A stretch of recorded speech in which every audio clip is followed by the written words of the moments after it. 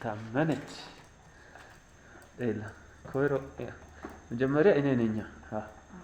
ከዛ በኋላ ነው እንጂ ይሄ ስራው ዋና እግዚአብሔር ካለ ይሄ ስራ ቀጥታ የፋርማሲ ስራ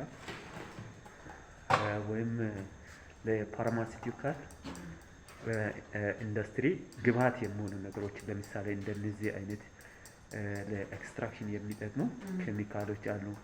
ላብራቶሪ ውስጥ በቦጋሌ ወለሉ በጣም አንጋፋ የሆነች ላብራቶሪስት ይችኛዋ የሚታዩት ስሟ እንግዲህ መምህርት ታመነች ትባላለች። በአሁኑ ሰዓት እንግዲህ ተመልካቾቻችን እየሰራች ያለችው ከሶስት ማለትም ከባህላዊ መድኃኒት በኢትዮጵያ ባንዲራ መልክ የሚሰራ ሜዲካል ሶፕ እየሰራች ትገኛለች። ዳይሬክት የሆነው በታከለ በሀሳብ ቢሆንም ስራውን ግን በላብራቶሪ ውስጥ በዋናነት እያከናወነች ያለችው እቺ የሚታዩት እንግዲህ እየመጣች ያለችው መምህርት ወይም ወይዘሪት ታመነች በመባል ትታወቃለች። አሁን በአሁኑ ሰዓት አረንጓዴ ከለር ያለውን ሳሙና ለማምረት ጥረት እያደረገች ናት ያለችው። እንደሚታዩት ቀይ ከለር ያለው የኢትዮጵያ ባንዲራ አንድነትን ለመግለጽ የሚጠቅም ይሄኛው ከለር ያለው ሳሙና በማውጣት አንደኛው ወደዚህ አምጥታለች። ፕሮዳክቱን እንደምታዩት እኛው እንግዲህ ያው አንድነታችን የሚያሳይ የኢትዮጵያ ባንዲራ ያለበት ሳሙና ነው። ሲደመር ሜዲካል ሶፕ ነው። ሜዲካምም ነው። ሜዲካም እንግዲህ ሲባል እንግዲህ የያዘችው እንደምታዩት እንግዲህ ታመነች አሁን በአሁኑ ሰዓት ቀይ ከለር ያለው አረንጓዴ፣ ቢጫ፣ ቀይ ኢትዮጵያ ባንዲራችን ናት።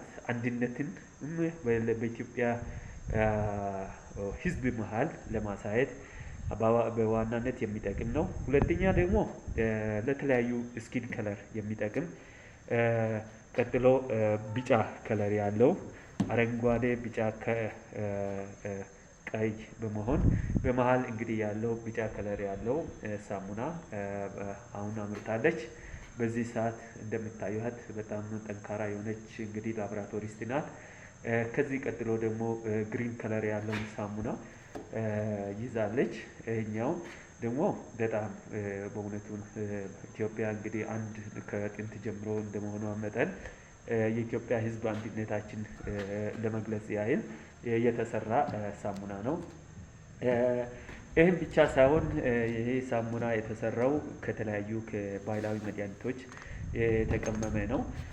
እንግዲህ ቦጋሌ ወለሉ አጠቃላይ ከፍተኛ ሁለተኛ ደረጃ ትምህርት ቤት በእውነቱ ነገር በጣም እጅግ በጣም አንጋፋ የሆነ ትምህርት ቤት ነው። ከዛሬ 5 ዓመት ጀምሮ በዋናነት አንደኛ በመውጣት እየተሸለመ ነው።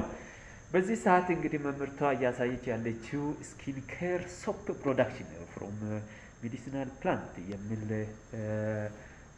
እንግዲህ ጽሁፍ እያሳየች ትገኛለች። ይሄን ነው እሷም እንግዲህ አሁን የሰራችው አረንጓዴ እንግዲህ ቢጫ ቀይ ከለር ያለውን ሳሙና እንግዲህ በዋናነት በማድረግ ለዚህ ስራ ያበቃች የቦጋሌ ወለሉ ትምህርት ቤትን እንግዲህ በስራም በፊትም ከዚህ ከትምህርት ቤት ደረጃ እስከ ክልል ድረስ እንግዲህ እየተሸለመ የመጣ ትምህርት ቤት ነው። ስራው አላለቀም። በዚህ ብቻም አያበቃም። እንግዲህ ጋርደን ላይ ያሉትንም ስራዎችን ቀጥለን እናያለን። የተለያዩ ሽቶ ለምሳሌ ነገር በማምረት አሁን መምህርቷ እያሳየች ያለችው ትጋት በእውነቱ ነገር የሚበረታታ ነው።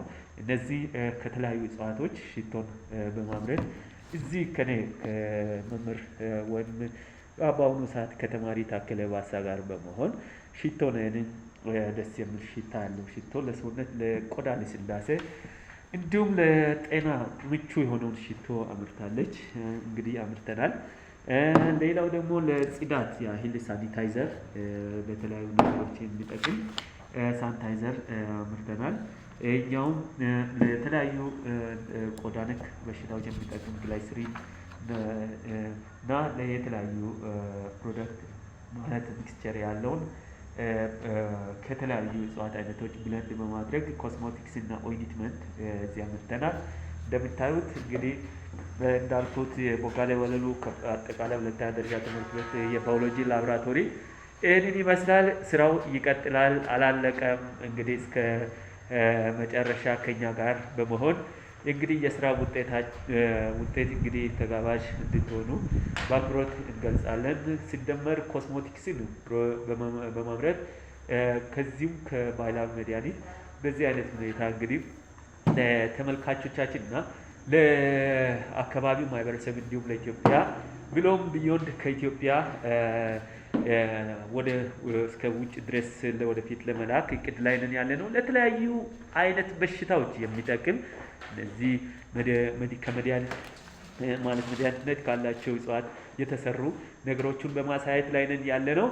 ይህንን ካሳየን ደግሞ የተለያዩ የእጽዋት አይነት ስፒሾች አሉ። እዛ ጓሮም ሄደን የምናይ ይሆናል።